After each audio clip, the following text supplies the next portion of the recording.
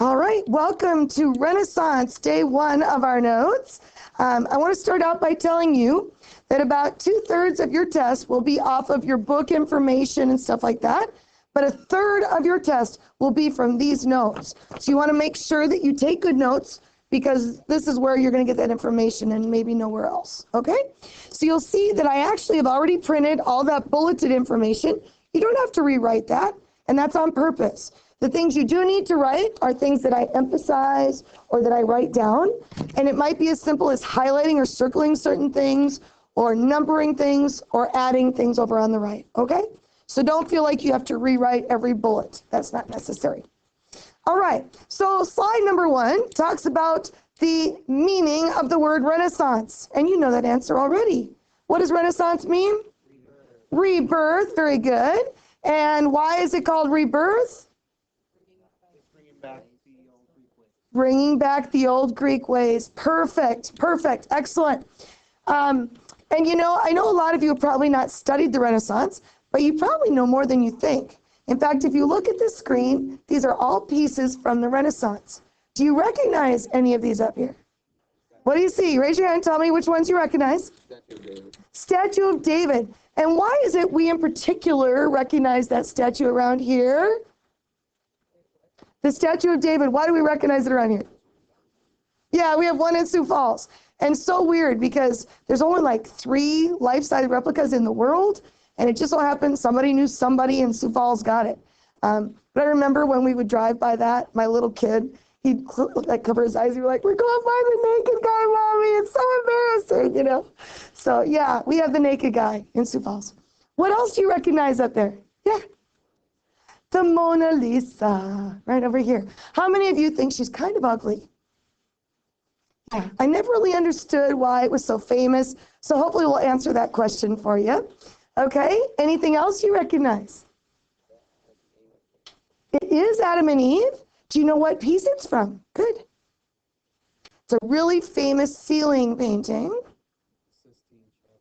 Good for you. It's the Sistine Chapel. Good. It's just zoomed in on one of the Bible stories on the Sistine. Anybody know this last one here? That one most people don't know. Now, I remember we said in the Renaissance, their architecture is going to have columns and arches like the old Greeks, but they're going to add their own twist, and that is a dome. The Greeks never knew how to build a dome. And it took the Renaissance artists or sculptors, architects, probably about 400 years to figure it out. It took forever. But they finally did, and this is the very first dome ever built. And it is still up today. It's not the prettiest in the world, but considering it was the first and it's still around, says an awful lot. So we'll be studying that first dome too. Okay, moving on. A little bit of background. You'll notice when we look at the dates of the Renaissance that it actually is a pretty long period of time. It actually starts about 1050 and it goes all the way to the late 1500s. When we talk about the artwork of the Renaissance, you know, like Michelangelo, Da Vinci, that kind of stuff, we're really talking like 1500s, 1400s. That stuff really is later. That's why we have the art there. So the question is, why did this great creative movement happen? What country are we in, first of all? What country did we start in the Renaissance? Italy, that's right. Remember, this movement starts in Italy, and then it expands to other countries, okay? Well, why did this creative movement happen in Italy? A couple of reasons. First of all, they had a huge population boom. Lots of babies being born, lots of people moving into Italy, and the more people you have, the more creative ideas you have. Kind of makes sense, right? So lots of creative ideas. The economy was also really pretty good during the Renaissance. Remember, what's the economy mean? The money, the wealth of a nation, right? So the money was good, which means that she has to spend less time working to the bone out in the field, and she can have more time being a sculptor or a painter. It lends more time to creativity, okay? All right, so let's take a look at some other information here. Remember that this is a time period about learning, right? Remember, humanism said it's a thinking movement and that everybody should take what? Rhetoric, poetry, history, general ed classes. To be a decent human being, we should have certain general knowledge. So it is definitely an educated movement.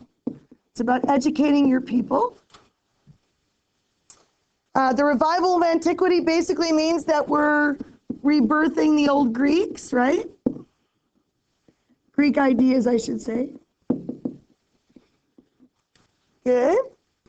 Another theme we'll see, for the first time, the individual is important.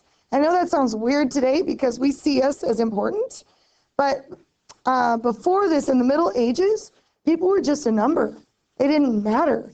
In fact, in the Middle Ages, if I did a painting of you six here, your faces would all be painted the same because you were seen as just another number. You didn't matter. But in the Renaissance, they're like, wow, this person has something to contribute to his community, and she does, and he does. They all have talents. So we're going to see individuals being important. The third thing we'll see is celebration of humanity, meaning the body of the human. Remember we said we talk about the naked body? Why were they so obsessed with those naked sculptures, naked paintings? Well, just like the individual is important, and they wanted the faces to be individual, they also wanted the bodies to be as real as possible. So if you look at, let me skip up back here to the statue of David again, you will see that he is very, very realistic. All the way down to the bones in the ribs, to the veins in his arm. You'll even see, like, if you look up close, his fingernails, his Adam's apple, like unbelievable detail.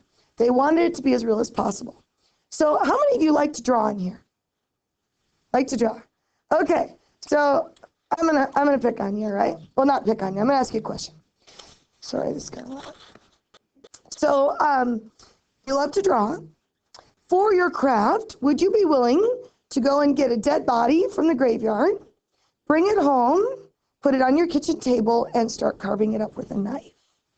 Not be the newest thing I've done, but Maybe. I'm most supposed to be like, gross, right? You wouldn't think of dead bodies when you think of art, right? But that's actually what they did. Da Vinci would go get a cadaver. Come here. Come lay on my table. You're a dead body now, will you? Come lay on my table. On your back. Yeah, come lay. You're dead now. Yeah, you got it.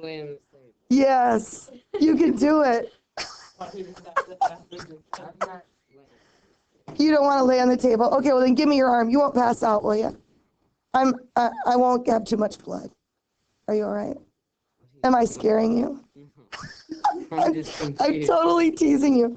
Okay, so here's what they would do. They'd lay the dead body out on the kitchen table, and they'd take a knife, and they would start carving away each layer of skin. So they would carve away the skin first, really thin, so they could study the tendons and the muscles and see how they lay on the bone. And then once they had drawn that for a while, then they would carve away the muscles and the tendons. So then we can look at the bones and see how they're shaped, how they come together, so that ultimately my sculpture or my painting is as real as possible. Cool? Give him a hand. He's a very good volunteer. Awesome. Now the Greeks did sculptures like this that were nude, but theirs were more exaggerated, like Greek god kind of people, like The Rock. He is just subhuman. Or not subhuman, ultra-human would be a good word, right? You know what I'm talking about, The Rock? Yeah. So they would have done a body like that. Most of us are not built like him. You know what I'm saying? So, yeah, it's about being real. So they're studying the body as much as possible. And our last thing we'll see as a theme is secular focus. It's one of our vocab words. Anybody know what secular means? If you go to the music store, you have the Christian music over here, and you have the secular music over here. What's the opposite of religious? Non-religious. That's what secular means. It is not religious.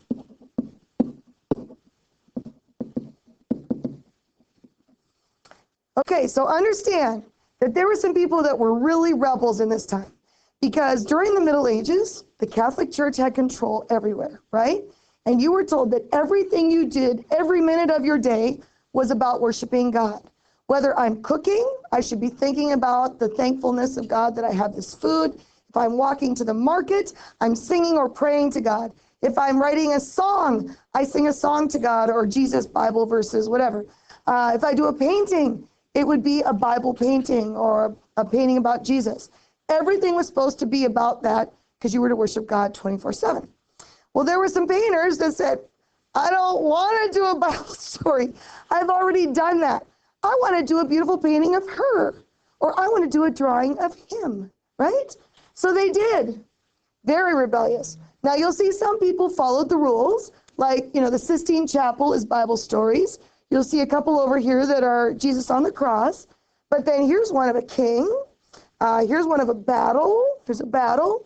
Here's just a maiden, So those people were very rebellious in their day, and understand that they would have been told they were going to hell for doing that. Okay, so kind of an interesting new thing. So you will start seeing secular topics, all right?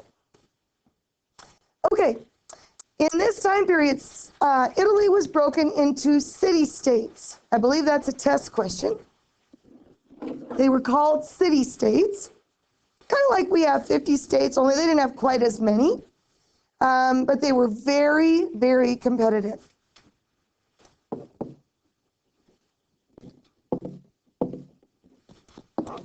Now, I know we're competitive. Like, I love Iowa, and I'm sure you Hawkeyes fans are with me, but we, of course, hate the Cornhuskers in Nebraska, stuff like that. But this was way beyond that.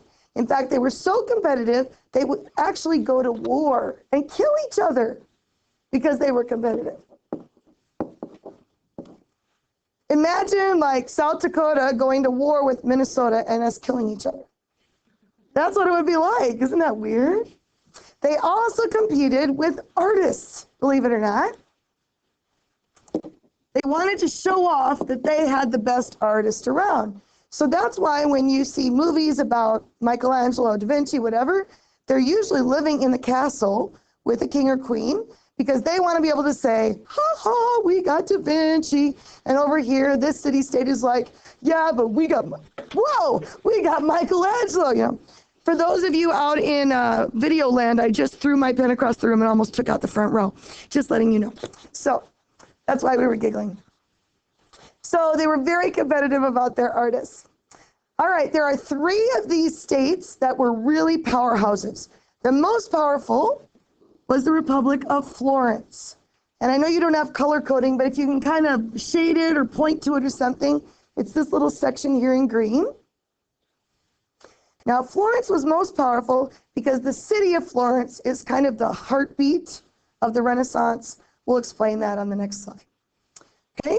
And that Republic of Florence was run by a family called the Medici family. Medici, Medici family.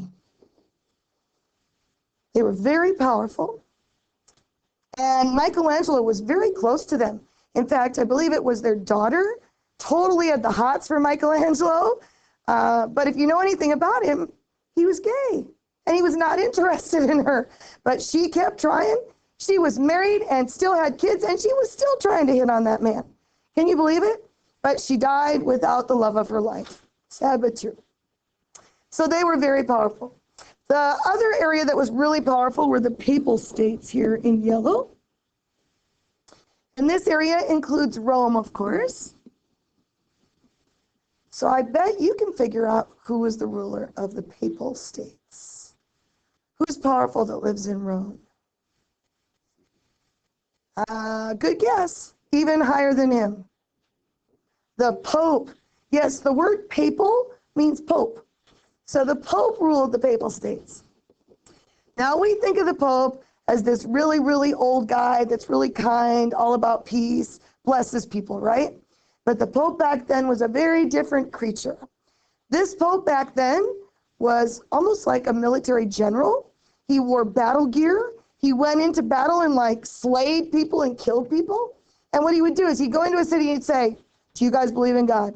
That was the first question. And if you said yes, you passed round 1. The second question, are you a Catholic? If you said yes, you passed round 2 and you may go. If you didn't, then he would say, well, I can convert you and baptize you right now and convert you to being a Catholic. And if you did that, he would convert you and you could go. But if you didn't, he'd bring in his army and kill all of you. Because he figured you were going to hell anyway because you weren't a Catholic. I mean, that's how extreme they were back then. Really different kind of time. Probably the third most powerful area were the Republic of Venice over here in blue, kind of up in this area. And that was run by the Doge family, D-O-G-E. And there are others, but I'm just focusing on the big ones right now. I don't know, do any of you dig like shows about the mafia? You know, like The Sopranos or stuff like that? This is where the idea of the family having power comes from, because families rule the city-states. So this is really the beginning of the mafia. Kind of weird to think of, but it really is. All right, so let's talk about that city of Florence. As I said, Florence is known as kind of the heartbeat of the Renaissance for a number of reasons. First of all, this city was a huge trading center. People came from all over Europe, even parts of Asia, to trade. So there's a lot of people, a lot of bustle, a lot of different cultures, which obviously instills a lot of creativity. Second, it had a great economy, lots of wealth and money, which included banks. Now, we're not, we have banks everywhere, right? We're not used to not having a bank. But then it was kind of rare to have a bank.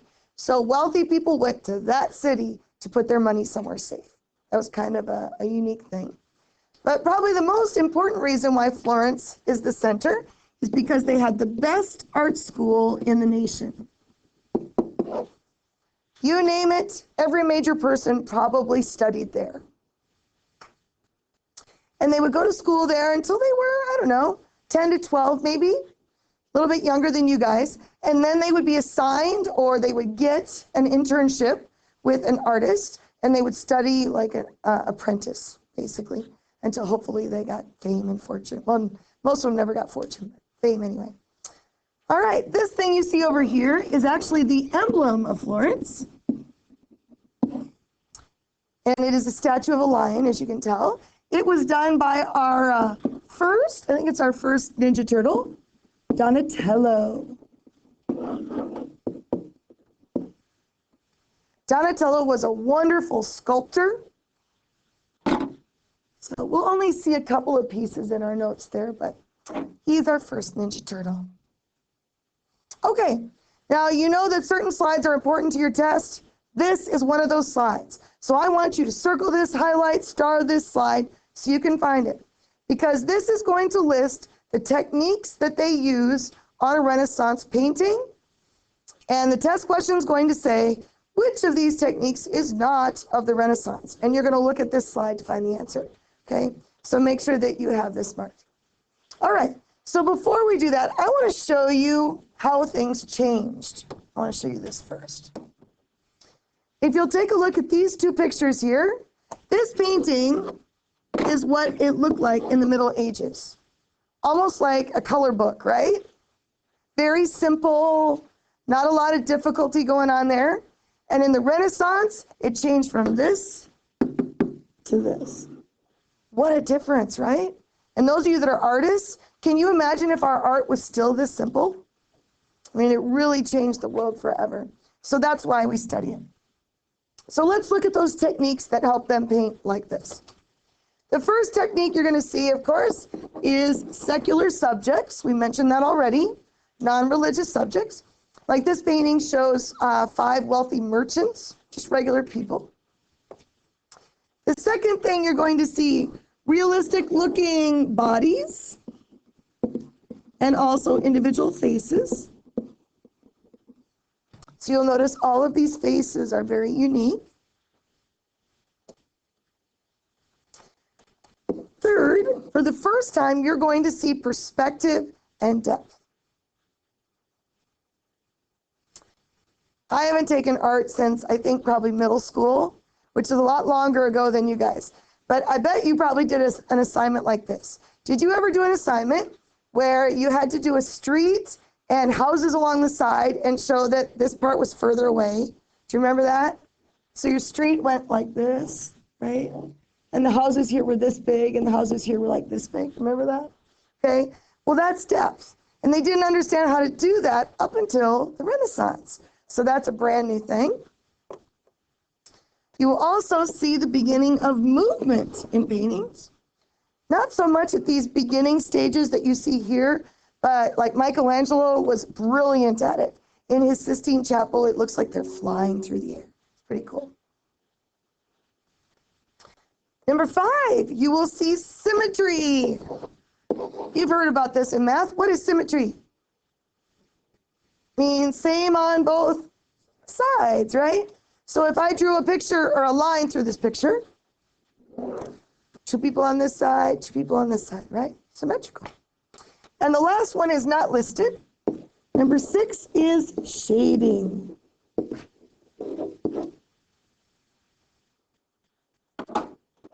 Now in the Middle Ages, if they were drawing this robe, they would have probably outlined it in black. And then they would have taken their color, all one color, mind you, and they would have colored it all in the same color green. Right? Just like I do when I color books. But you artists in particular, you know that this black shirt is not all the same color black, right? Why is it different colors? Light. Light changes it. So where the light shines on it, maybe we would mix black with some yellow. If she's standing next to something that's got a bright light that's blue, maybe we would add blue to the black. But it's not all the same color black, right? Or even her face, because of the light, she has shading on her face, right? When one side of your face is away from the light. Well, they started figuring that out during this era. So you'll see they have shading right here in the face, that kind of stuff. Okay, so that's brand new too. All right, so we are actually going to practice these techniques. I will do one with you, and then you're going to do the next 2. So let's take a look here. This first example was done by Giotto di Bondone, and it's called The Mourning of Christ. Now notice how they spell mourning. So what does that kind of mourning mean? They're sad because what's just happened? A person has died. We're grieving, right? Okay. So you'll see down here that Jesus has just died. So they're mourning. They're grieving Christ. Okay. Now the first thing I want to tell you is this painting is kind of grainy, hard to see. And the reason for that is it is a fresco, which is one of your vocab words. A fresco is a wall painting or ceiling. They love doing frescoes. It's really cool. Whole sides of buildings, cathedrals, right? So this is actually a fresco. So let's take a look at our list and see what characteristics we see. First of all, do we see movement? Yep, with the flying in the air, for example. So we have movement. Good. What else do we see? How about, do we have individual faces? Front row, you're going to have to help out because it's hard to see in the back. Do we have individual faces? Yeah. But it's interesting. You can tell that this is one of the first examples. He's very early in the Renaissance because like this face and this one are all the same. But then this one and this one are different. So they're just starting to figure that out. Good. Do we have shading? Yes, we do. How about symmetry? Yeah, I personally don't think it's symmetrical. Now, there are some experts that would say if you split it in half, there's action on the bottom and action on the top. That would make it symmetrical, but I personally don't think it's symmetrical either. Okay, let's see. Anything else I'm missing? Is it secular? No, because it's a Bible story, right? But we have depth, don't we? because they're smaller here, bigger here. So we also have depth. Good. Get the idea? And on your test, that's what you'll do. I'll give you a painting, and then you are to list all of the techniques that make it a Renaissance painting. Okay? So let's have you try one. This one is done by Masaccio, and it's called Tribute Money. Again, it's a little grainy because it is a fresco, I will tell you that. And I will tell you, I had to look it up. It is a Bible story, so it is not secular. So what characteristics make this a Renaissance painting? We're going to start with this section. Give me one characteristic that you see. Shading. Excellent. Middle section. Give me another one. Depth. Good. So you see how the building here is kind of like getting smaller in the background? Good. This section, give me another one. Movement. Excellent. We see it in the handshake over here or his arm over here. We have movement. Any others that we see? Individual faces. Any others we're missing? Good. Because it's not symmetrical, really, is it? And again, you could say there's action on this side and on this side, but like I said, it's not perfect enough for me. I agree with you. Good. You ate that up. That was awesome. This just talks about what we just said. All right. Our next one is done by Sandro Botticelli. And I kind of like him because he does circular paintings, which is kind of unique. This is called the Madonna of the Magnificat. Now, if I remember correctly, I only had one person that raised their hand as a Catholic in here, right? Right? So we're going to need help from other people here. The first thing I need to know is who is Madonna? And don't tell me she sings Vogue, because it's not that Madonna. Does anybody know who the Madonna is in the Bible? It's Mary. Yeah, that's Jesus's mom. So this is Mary. And we have the baby Jesus right here. And this is a story that is typically used in the Catholic Church, not in the Protestant Church a whole lot. But there's a story about a book called the Magnificat. So that's the book that you see here in this picture. Okay? So just so you have background. So we know already it's not secular because it's a Bible story. Okay? And you'll see all the other techniques. We have individual faces, right? We have shading. We have symmetry, basically. We have movement. We have all kinds of fun stuff, don't we? But here we're going to learn something else that's new. They also, in the Renaissance, found a way to help us focus on certain things in the painting. So when you look at this painting, where does your eye go? What does it focus on? To Mary. What part of Mary? Her face and this crown up here, right? Good. There's one other area where we focus. The baby and the book together, right? Yeah, in particular, I look at the baby more too. So there's a reason why our eyes go there. What techniques do you think they used to make us look up towards that crown that's going on Mary's head?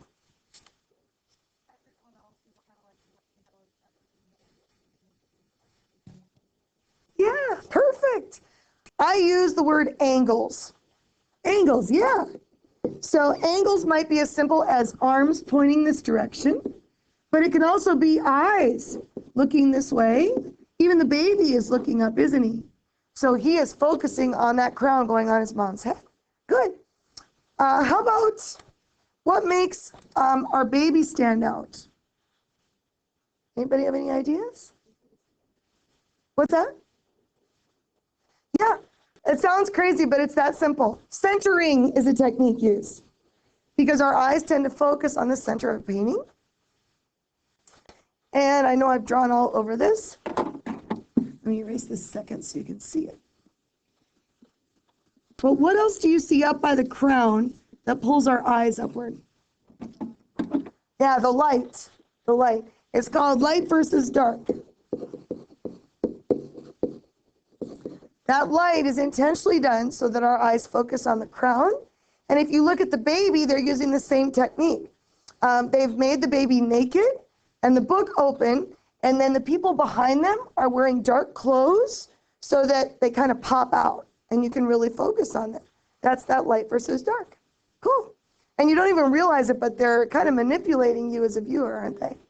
You'll also notice that we're moving in towards the baby because of the arms. See how they're curving in?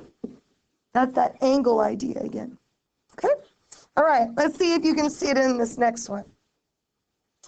This one is done by our, which number are we on for Ninja Turtles? 2? This is our second Ninja Turtle. Raphael did this portrait of Pope Leo X with 2 of his cardinals. And we're going to focus on those focus techniques. So where is our focus in this painting? Which man? The Pope in the center. And what parts of the Pope? His face, you bet. Okay, what techniques did they use? Yeah, this is probably the best example of light versus dark. Everything is dark except for his face. And even the guys behind him, notice they've darkened those faces so that his stands out more, right? Good. What other things do they use? Angles. What angles do you see? Good. So we have eyes looking inward, right? You'll also notice that the arms are curving center, correct? And one more. Center. Good. Now there's one other thing that the experts say. They say that this line that's on his cloak here, anytime there's a line, our eyes go to the top of the line, which is what leads us up to his chin. I guess I've never known that before, but so that is the reason why we look upward towards his face. Good, guys. You're doing great. Okay, this is also done by Raphael, and it's called The School of Athens. It's probably my favorite painting of the whole packet, or the whole unit, actually, for 2 reasons. First of all, like every single characteristic we have listed is in this painting. Every one.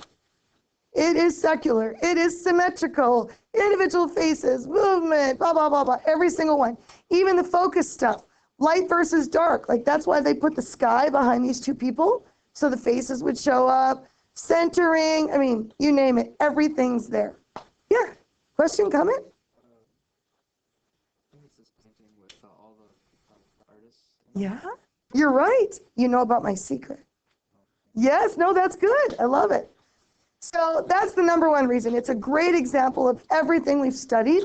It's even secular. Because notice, what is our topic?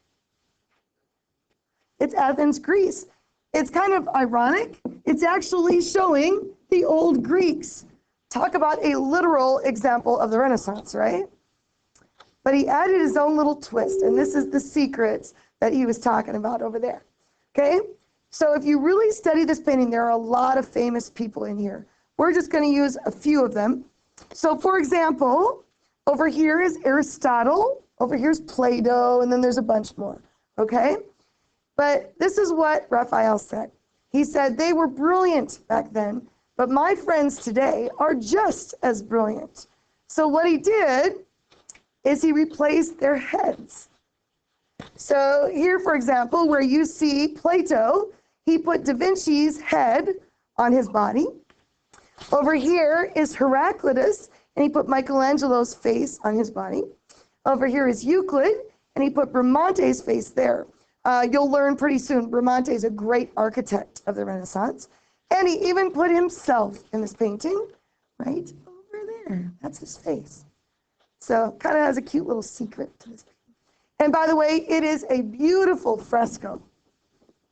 It is probably from this clock to the corner and maybe a story and a half high, maybe 2 stories. Beautiful fresco. Yeah.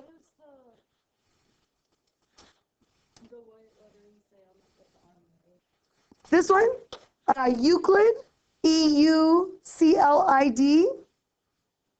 and then Bramante is the one that took his place. Yeah. All right, you guys are doing great. Okay, so before we get into our 3rd Ninja Turtle, I need a couple of volunteers up here. Well, actually, I think I'm just going to pick them randomly here. And while we do that, you guys can kind of stretch a little bit, okay? By the way, is there anybody that did not sign the book sign up, the textbook sign up. Okay,